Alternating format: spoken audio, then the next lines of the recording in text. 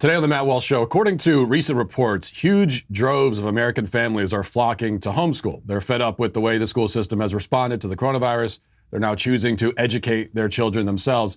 There's good reason to think that this shift may be permanent and part of a larger trend, and we'll talk about why. And that's a very good thing because we cannot reclaim our culture until we break the public school system's stranglehold on our children. Also, 5 headlines, including the media flipping out because Bill Barr allegedly wants to arrest and try protesters with sedition and arrest the mayor of Seattle, among other things. We're supposed to hate Bill Barr for this, but instead I kind of want to make him king, to be honest. And in our Daily Cancellation, I will cancel the Cardinal in New Jersey who says that a Christian can, in good conscience, vote for Joe Biden.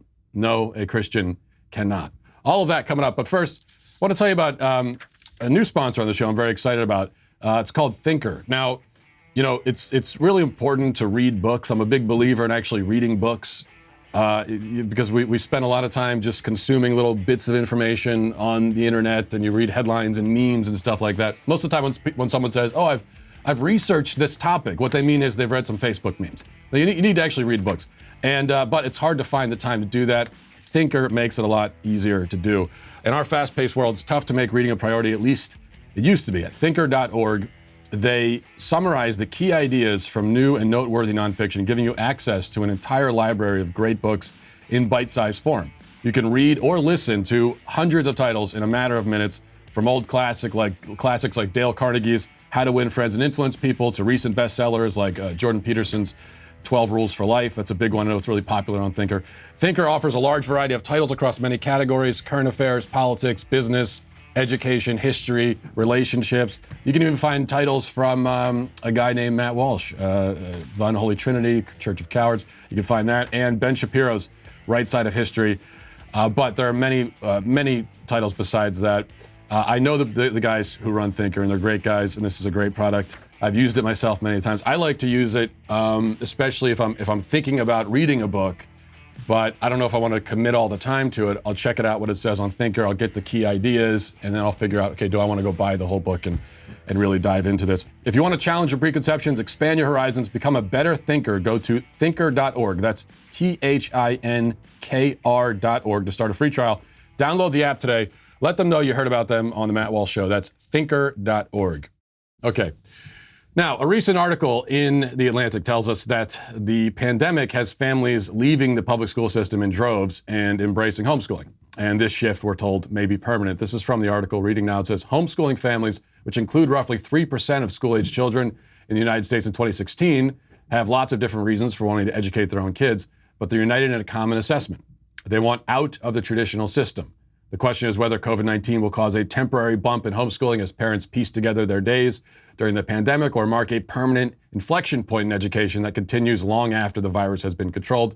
Some families may find they want to exit the system for good. Now, the data does seem to bear this out. And it's an interesting article in The Atlantic, by the way, and actually friendly to homeschooling, if you could believe it. A Gallup poll released last week finds that 1 in 10 families with school-age children are now homeschooling. That means the number of homeschoolers in America has doubled in just 1 year. Now, granted, a portion of these families may return to the public school ranks once the lockdowns and mask policies end, if they do anytime this century. But there's reason to think that, as The Atlantic says, the change may be lasting. After all, these are families who have unenrolled and severed ties from the school system completely.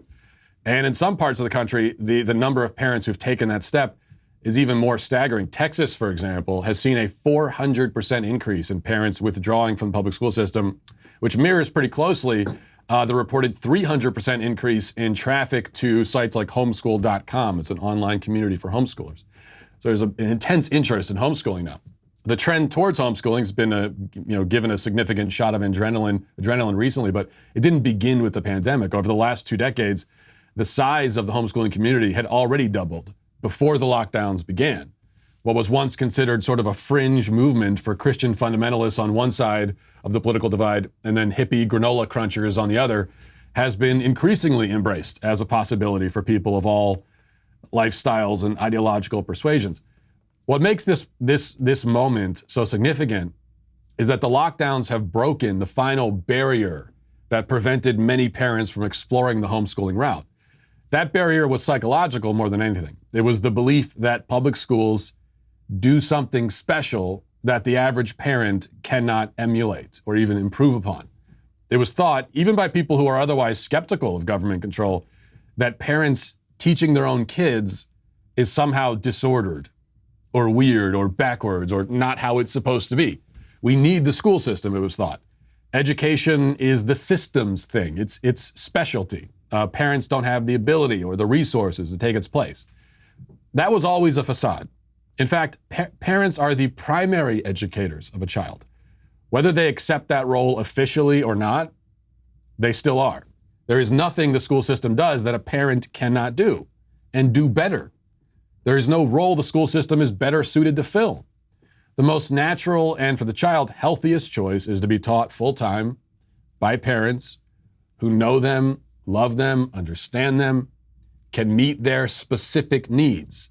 If large-scale government-controlled education has any role, it should be as a backup, a plan B, or maybe C or D, not as the automatic default option for everybody. Now, it's not as though the public school system has been a rousing success up to this point either. Headlines this week tell us that, you may have seen this, young people today have a, quote, shocking lack of knowledge about the Holocaust. Over half of the respondents in a recent survey didn't know that 6 million Jews died in the genocide. 1 in 10 couldn't recall ever hearing the word Holocaust in their lives. None of this is actually shocking, though. Polls and surveys for years have shown that Americans have a very, shall we say, tenuous grasp of basic subjects like history, science, civics. A survey conducted a few years ago discovered that only about 30% of Americans could pass a citizenship test. Less than 30% could identify the 13 original colonies or say one thing that Benjamin Franklin was famous for. Almost 40% thought he was famous for inventing the light bulb. Another study reveals that 1 in 5 Americans can't name a branch of government. A survey released by the American Council of Trustees and Alumni in 2015 showed that half of Americans can't say when the Civil War was fought. In science, a Pew study finds that just 39% of Americans have a high level of scientific knowledge, with 29% having little knowledge. Everybody else falling somewhere in the mediocre middle, which is probably where I fall, to be honest with you. But I went to public school, so I'm Exhibit A. The media likes to trumpet headlines like these. They like these kinds of headlines showing that Americans are stupid and ignorant. But they don't like to connect the dots and draw the obvious conclusions. Our education system is an abysmal failure. If you think that Americans are ignorant and stupid, then what does that tell you about the system that's supposed to be educating these people? Ours is an education system that produces citizens who cannot pass a citizenship test. What more needs to be said? Of course, we must stipulate that the education system has failed to do what it should be trying to do, which is to equip new generations with the strong base of knowledge and critical thinking skills they'll need to be well-rounded, well-adjusted, contributing members of society. It has not failed to do what it has actually tried to do, which is to indoctrinate new generations into the religion of leftism. The rioters terrorizing our cities, screaming about the imaginary boogeyman of systemic racism, illustrate at once both sides of this dichotomy. The fact is that, there was never any hope of reclaiming the culture, defeating leftism, or anything else, so long as nearly everyone sends their kids to government indoctrination centers for 6 hours a day, 5 days a week, 9 months a year for the majority of their first 18 years of life. Worse, we send our kids to these places fully aware that they will be learning a lot more than the ABCs and 1, 2, 3s. The education that they get will stretch far beyond basic academic subjects. They will be shaped, informed, and molded intellectually, spiritually, psychologically, morally by the government school system. And worst of all, many parents, even conservative parents, have wanted that. I can't tell you how many times I've had conversations with parents defending the public school system by saying things like, I need my kids to be socialized. Really? You want the government to socialize your child? That's what you want? That's a job you trust the government to do. You don't trust it with health care or your tax money or anything else, but you trust it with your child's heart and mind? And you trust that it will socialize your child in a way that's best for him? As long as we have this mentality, there's no hope for the culture. There's no hope for conservatism. But I sense that maybe that mentality is finally starting to shift. A glimmer of hope shines through. So it comes down to this. Public schools simply do not deserve the faith we have had in them, nor have they earned the credit we have often given them. They also do not deserve to be seen as inevitable or necessary. And the school system itself has now admitted as much by shutting down suddenly for months on end, even protesting to ensure that it can remain shut for longer, insisting that it's not an essential service like Walmart or the local liquor store. The school system has let the truth slip. We don't actually need it. Society can function without it. There is nothing it is doing that can't be done at home. Parents are discovering this too. They're trying their hand at educating their own children, which is something they were already doing, and all parents already do, whether in an official capacity or not. And many are discovering that it's not so hard as they thought. We can just hope that more parents have this revelation that the government school system is rendered finally obsolete and superfluous. That would be one good thing, one extremely good thing to come out of this godforsaken year. Let's get to our 5 headlines.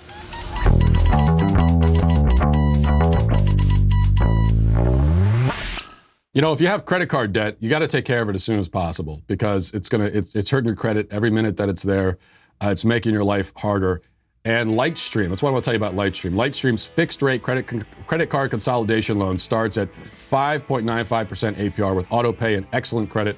And it's lower than the average credit card interest rate of over 19% APR. You can get a loan from $5,000 to $100,000 with absolutely no fees. And the application is 100% online and very easy to go through. You can even get your money in as soon as a day.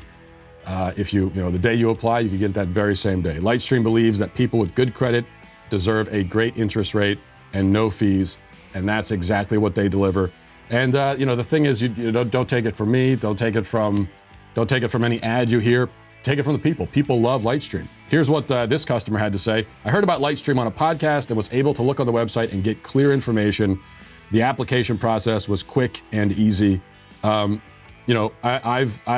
seen, we've all seen this. There are many people who have debt. They have credit card debt, other kinds of debt, and it prevents them from moving on with their lives, moving up in their careers.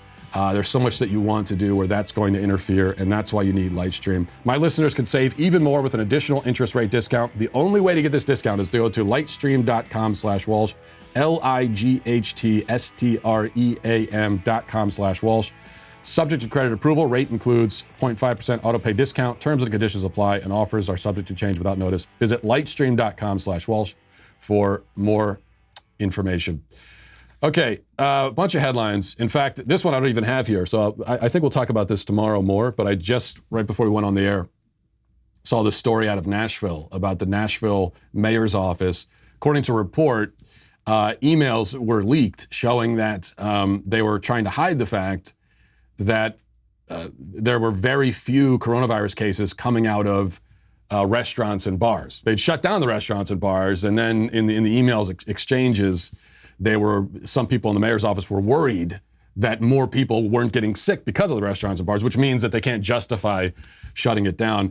And it makes you wonder, like, how many other cities was this happening, where the people in positions of power shutting down businesses and knew, because they had the data, they knew that there was no reason for it, that the data didn't support it, but they suppressed that data and didn't tell the public about it. How many? I'm thinking probably many cities where this happened. So think about Democrat mayors for a second. Democrat mayors, okay, shut down their economies on bad or phony data, and then after months of that, in many of these cities, allowed rampaging mobs to run through the street, burning and looting at will. You have to be a masochist at this point to vote for one of these lunatics to run your city. This is beyond politics.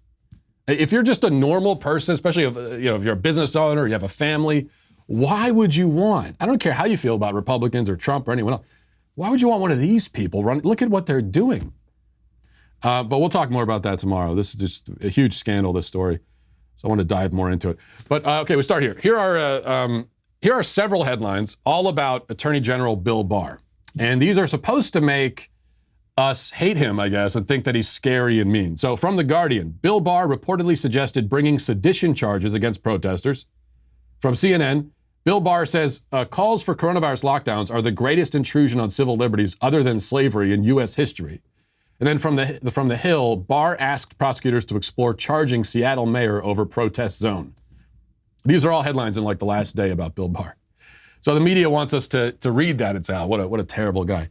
But of course, I have the exact opposite reaction. I think that's awesome. That's yes, thank you. See, the media thinks all of that makes him look bad, but because they don't understand normal people. To normal people, we read that and we think, well, yeah, coronavirus lockdowns are the greatest threat to civil liberty. Well, that's not exactly true. And the only reason it's not true is because of abortion. Abortion is the greatest threat to civil liberty since slavery. But this is definitely in the top 5. And then he wanted to bring sedition charges against insurrectionists who are burning government buildings with the stated goal of overthrowing the government. Yeah, that's what sedition is. Absolutely. And then Bill Barr wants to charge a mayor with crimes because she refused to enforce the law and put her citizens in jeopardy because of it. Again, yes, this is what normal people believe. The media is disgusted by, confused by, horrified by the sorts of things that normal people think and believe. Number 2, CDC Director Robert Redfield, not to be confused with Robert Redford. When you see this guy, I'm sure you won't confuse them. He was testifying before Congress yesterday and had this to say about when we can return to regular life. Listen. Tell me when you think we'll have a vaccine, as best you can, ready to administer to the public, Dr. Redfield. Well, I think as Dr. Cadillac said, I think there will be vaccine that initially be available sometime between November and December, but very limited supply and will have to be prioritized. If you're asking me when is it going to be generally available to the American public so we can begin to take advantage of vaccine to get back to our regular life, I think we're probably looking at late second quarter, third quarter, 2021.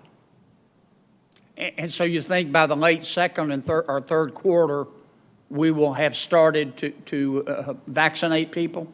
I think the vaccination will begin in November, December, and then we'll pick up, and it'll be in a prioritized way, those first responders and those at greatest risk for death. And then eventually that will expand. There's about, it's hard to believe, but there's about 80 million people in our country that have significant comorbidities that put themselves at risk. So right. They have to get vaccinated. And then the general public. Okay, third quarter of 2021. Now, personally, I've been living my regular life all throughout this. I never stopped living my regular life. But if you actually are planning to remain hiding in your closet or under your bed for the next year or more, then I don't know what to say to you. Remember, though, 15 days to slow the spread. I guess 15 days, that's kind of like maybe days. It's kind of like the word mostly now. We hear mostly peaceful when the media says that. So these are words that can be interpreted in very broad sense. Or maybe, maybe we're talking about days in a biblical sense here. They said 15 days. Maybe they meant it, there's the debate in Genesis. We talk about, was it 7 days of creation? Or was each day representative of billions of years? And so maybe when we heard 15 days to slow the spread, they meant it in the biblical way that each day is a billion years. I don't know. Redfield also had this to say about masks. Listen. I'm not going to comment directly about the president, but I am going to comment as the CDC director that these face masks are the most important, powerful public health tool we have. And I will continue to appeal for all Americans, all individuals in our country, to embrace these face coverings. I've said it, if we did it for 6, 8, 10, 12 weeks, we'd bring this pandemic under control. These actually, we have clear scientific evidence, they work, and they are our best defense.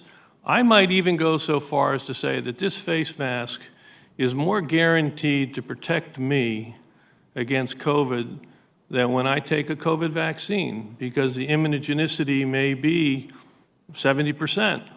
And if I don't get an immune response, the vaccine's not going to protect me. This face mask will. So I do want to keep asking the American public to take the responsibility, particularly the 18 to 25-year-olds, where we're seeing the outbreak in America continue to go like this, because we haven't got the acceptance, the personal responsibility that we need for all Americans to embrace this face mask. Okay, masks are more protective than vaccines. That's what he's saying now.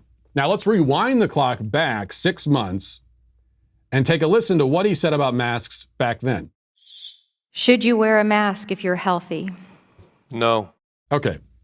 So there he says, he's asked, if you're healthy, should you wear a mask? 6 months ago, he said no, period. So we went from, and think about what the Surgeon General said 6 months ago, 5 or 6 months ago, screaming at us, don't wear a mask, stop wearing a mask. So we went from stop wearing masks, you dumb hicks, to masks are more protective than vaccines in 6 months. And the excuse is, well, we're still discovering, we're still figuring out the science of it. Well, people have been using masks in a medical context for centuries. You still are figuring out the science? And our understanding of the science of masks has evolved that much in a few months, really? No. However effective masks are or aren't, they've known it all along. But they've given us two different answers. And so you wonder why people are a little bit skeptical of the mask thing. Number 3, here's Nancy Pelosi on MSNBC yesterday with a very stark and sudden emotional pivot. Watch this. Climate crisis, which is causing these, has an impact, has influenced what is happening in California and the whole West, as well as the storms that are battering the Gulf Coast. This is a reality. So, and when it comes to the coronavirus, they have contempt for science. That's why we have almost 200,000 people who will lose their lives by the end of this week. 200,000 people. And that's why that there contempt for science as to what the climate crisis is. Yeah, I think old Nance's acting is getting a little rusty there. She needs to run through those lines about 10 or 15 more times before going live with it. This is what happens when you miss dress rehearsals. You got to practice makes perfect. This just shows that politicians, when they've been in office for a while, they really forget how to be human. That's not even a joke. I really believe that. I think that's why we need term limits. They can't relate to human emotions anymore because they lose a little piece of their humanity with each year they spend in that environment. So by the time they get to Pelosi's age, they're like, Spock or something, but not as smart. Dumb Spocks that's who's running the country. No brain, no soul. When they attempt to imitate human emotion, it comes off as like awkward and sort of grotesque. Often more towards grotesque, I think. Watching Pelosi imitate human emotions, it's kind of like, you know what it's like? It's like, if you've ever seen Men in Black, there's that, in Men in Black, the first one, there's that alien bug creature that steals a guy's skin and wears it around. That's who Nancy Pelosi reminds me of. No offense to her intended, of course. I mean it as a compliment. Number 4, from the Daily Wire, the pizza chain where a kid can be a kid is now looking to destroy $7 billion of its famous prize tickets after filing for bankruptcy this past summer due to the steep drop in business during the COVID-19 pandemic. According to the New York Post, Chuck E. Cheese parent company CEC Entertainment said in a court filing on Monday that the heavy supply of prize tickets are no longer needed. The tickets are valued at $9 billion. $9 million, not $9 billion. It's 7 billion tickets valued at $9 million. That's what they're destroying. Okay, so 7 billion prize tickets.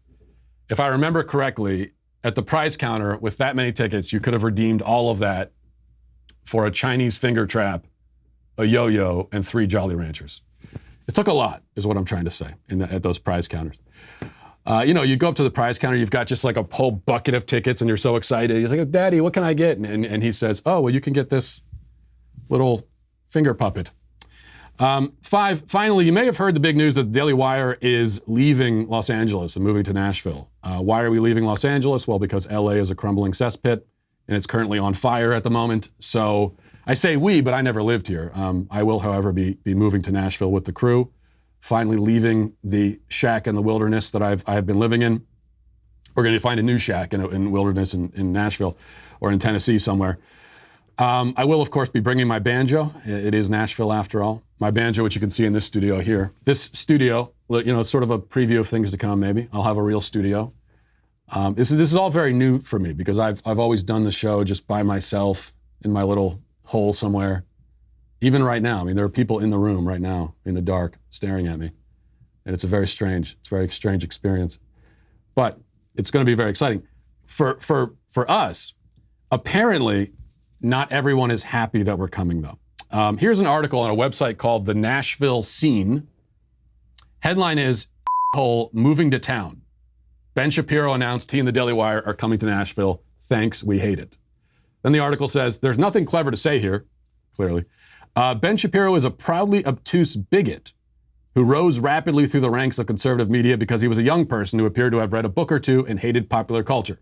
Now he and his right-wing Facebook content generator, the Daily Wire, are moving here. And then it goes on and on about how Ben is an a-hole and a horrible guy and he's moving to Nashville, etc. And I read this article, and I have to say, I'm really upset and offended by it. I think it's totally out of line, completely uncalled for. Because I also am an a-hole, and I also am moving to town. And I don't even get any mention here at all. I have been erased, otherized. My existence has been delegitimized by this.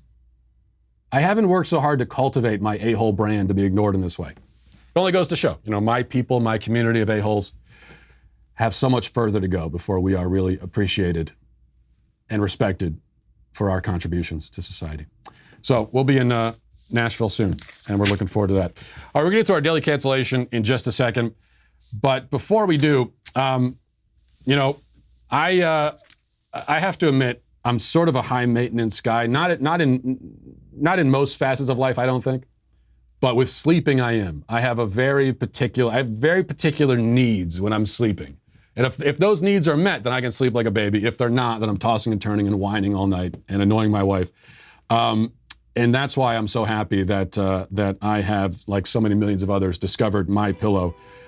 Look, if you want to get a good night's rest, even if you're not super high maintenance like me when it comes to sleeping, you need to have a comfortable bed, comfortable sheets, a nice pillow. These are the things that you need, and that's why you need MyPillow. Mike Lindell is the inventor of MyPillow. Mike's latest deal is on his Giza Dream Sheets, which are made from the world's best cotton, Giza cotton. They're very soft, breathable, extremely durable. I can attest to all of this. Right now, the Giza Dream Sheets are at a 2-for-1 low price plus free shipping with promo code DailyWire. All of the MyPillow products come with a 60-day money-back guarantee. If you don't like it, but I guarantee you will like it.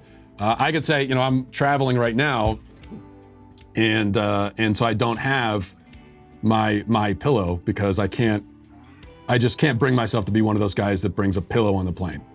So I left it at home. My wife is enjoying it, and now I have some crappy hotel pillow, and I am suffering immensely because of it.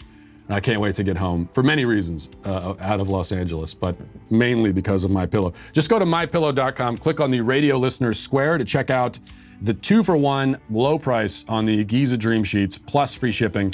There are also deep discounts on all other MyPillow products. Enter promo code DailyWire or call 800-651-1148 for these great radio specials. All right, let's get to our daily cancellation. Today, I will be canceling Cardinal Tobin of Newark, New Jersey. This is the second day in a row that I'm canceling a priest, this time a cardinal.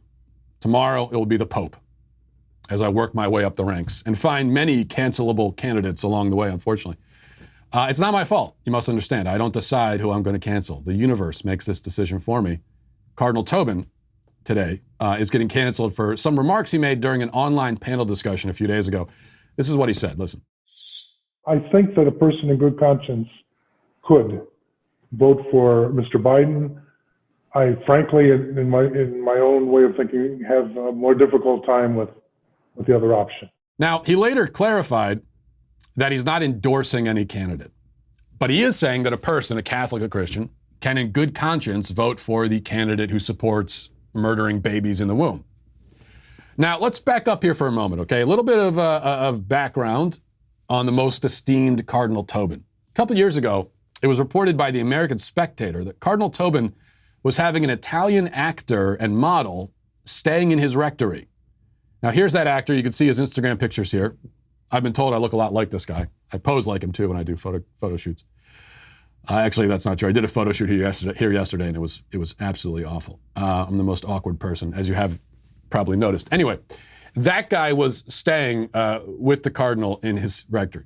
Tobin, when confronted about this, said that the guy, Francesco Castiglione is his name, was staying there because he was taking language classes at Seton Hall.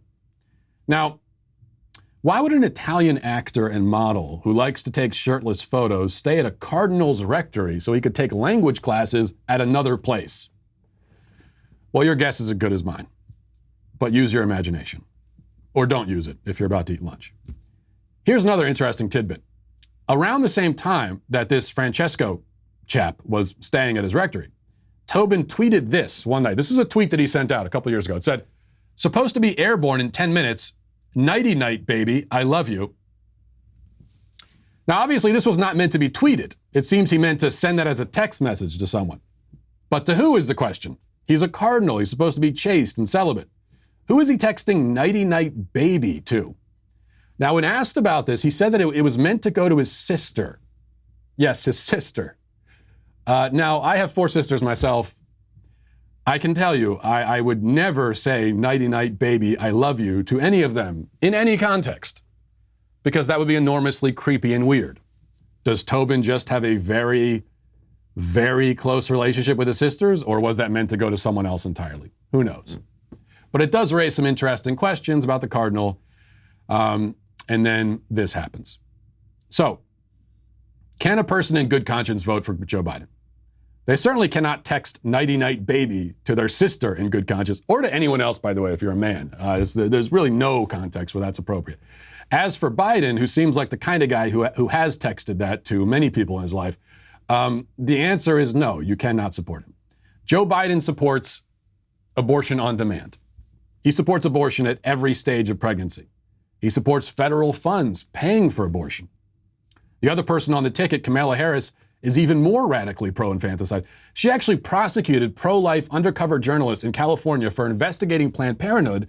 Planned Parenthood, by the way, at the time was also a big Kamala Harris donor. Nothing wrong with that, right? Investigating the people or trying to criminally prosecute the people who are investigating one of your big donors. No corruption there at all. Remember that the Democrat Party at this point fully endorses abortions, all abortions, at all stages of development. It supports and wants to actively facilitate and fund late-term abortion. That would be abortion of babies who are past the point of viability. Babies, infants who can survive outside the womb. Babies that look just like any newborn infant you've ever seen. These procedures, and this gets a little graphic here, I apologize for it, but we all need to know this. This is what Joe Biden supports. Late-term abortions. They are performed by injecting the fully developed infant child with poison, usually into his skull, while he's still in the womb. If he dies from the poison, the mother will carry her dead child around inside her for 2 or 3 days before eventually delivering the dead child either at the clinic or into a toilet in her hotel or her house, as very often happens. But sometimes the baby doesn't die from the first injection and instead lives in pain and agony for those 3 days. Remember, this is a fully developed baby, fully developed nervous system. It feels everything. So 2 or 3 days of being poisoned, eventually the child will then be injected again and then removed from the womb piece by piece, ripped apart by forceps as he is extracted from his mother's body. This is what we do in this country. This is how we treat our children. And this is what the Democrat Party and Joe Biden support. This is what Cardinal Tobin says you can support by supporting candidates who will facilitate and fund this kind of barbarity. By the way, you'll be told that the late-term abortion procedure I just described represents only 1% of all abortions. Well, let's just say that's true. There are 1 million abortions a year in this country. That means 10,000 fully developed infant children are poisoned and then ripped apart limb from limb every year. 10,000. How many children do you think die in school shootings every year? It's not 10,000, I can tell you that. It's barely a fraction of 10,000. Now, how do you think the left would react if you said that school shootings aren't a big deal because only a handful of kids fall victim to them each year? I mean, what's the percent of all the children who go to school? What's the percentage that die in school shootings? It ain't 1%. I can tell you that. It's 0.00 whatever 1%. But 1%, we're told in this context, doesn't matter. But here we're just talking about late-term abortion, which the Biden-Harris ticket endorses. All abortions, of course, are barbaric, murderous evil. A Christian cannot support this. No decent person of any religion or non-religion can support this. Now, Donald Trump may have a difficult personality. He may say things that offend you. But presidential elections are not personality contests. Rather, they are not supposed to be personality contests. They are, but they shouldn't be. If you vote for the man whose personality you most relate to, you're a fool. And you shouldn't even have the right to vote if you're that stupid. What matters is what these people will actually do. And we know that Joe Biden, among many other troubling things, will take active steps to ensure that more babies are murdered. A Christian who votes for that is committing a grave sin. And Cardinal Tobin committed a grave sin by encouraging it. So Cardinal Tobin is canceled. And that'll do it for today. Everyone, thanks for watching. Thanks for listening. Have a great day. Godspeed.